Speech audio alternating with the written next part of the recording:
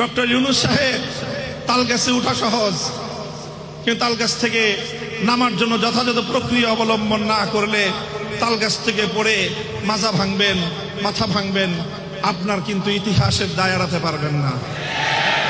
দায়িত্ব যখন গ্রহণ করেছেন, বাংলাদেশে স্পষ্ট নির্বাচনের লেভেল প্লেইং ফিল্ড তৈরি করে এদেশের গণমানুষের আস্থার নির্বাচন উপহার দেওয়া ছাড়া আপনার মুক্তির কোনো উপায় নাই।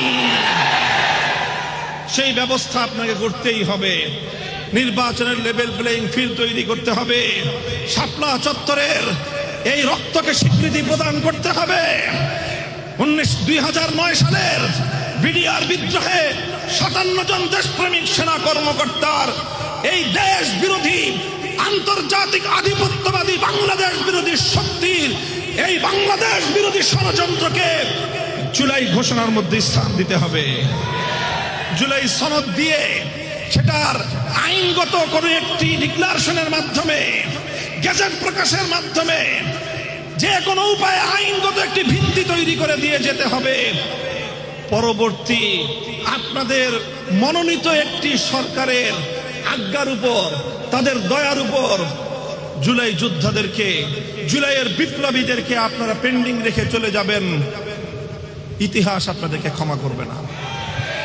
কাজেই সেজন্য আমরা বলবো, সংস্কার এবং নির্বাচন বিষয়ক নতুন যে বন্দোবস্ত, যে ব্যবস্থাপনা, সেটার আইনগত ভিত্তি তৈরি করে আগামীর বাংলাদেশে সেটার বাস্তবায়ন নিশ্চিত করাই বর্তমান সরকারের সবচেয়ে গুরুত্বপূর্ণ এজেন্ডা। সেটা যদি করতে ব্যর্থ হয়, তাহলে কাঙ্ক্ষিত মানের নির্বাচন সম্ভব নয়, গ্রহণযোগ্য নির্বাচন সম্ভব নয়, এবং অন্তর্বর্তীকালীন সরকারের ব্যর্থতার গ্লানি থেকে মুক্ত হওয়ার ভিন্ন কোনো রাস্তা নাই। সংগ্রামী সাথী ও বন্ধুগণ, এই পর্যায়ে এসে আমি বাংলাদেশ খেলাফত মজলিসের পক্ষ থেকে আজকের এই শ্রমিক কনভেনশন এবং আমার প্রতিটি সহযোগী সংগঠন এবং সারা দেশের বাংলাদেশ খেলাফত মজলিসের তৃণমূলের সকল নেতাকর্মী, সকল শাখাগুলোকে উদাত্ত আহ্বান জানাতে চাই। বাংলাদেশ খেলাফত মজলিস চলমান এই নির্বাচনী ডামাডোলের মধ্যে, চলমান নির্বাচন কেন্দ্রিক বিভিন্ন বিতর্ক এবং বিভিন্ন বিরোধের মধ্য দিয়ে বাংলাদেশ খেলাফত মজলিস মনে করছে আগামী জাতীয় নির্বাচনে বাংলাদেশ খেলাফত মজলিস 300 আসনে দলীয় প্রতীক রিকশা নিয়ে জাতীয় সংসদ নির্বাচনে প্রতিদ্বন্দ্বিতা করবে ইনশাআল্লাহ। ইতিমধ্যে বাংলাদেশ খেলাফত মজলিস 223টি আসনে তার প্রার্থিতা ঘোষণা করেছে। অবশিষ্ট 77টি আসনের আমাদের প্রার্থিতা ইনশাআল্লাহ তালিকা চূড়ান্ত করার পথে।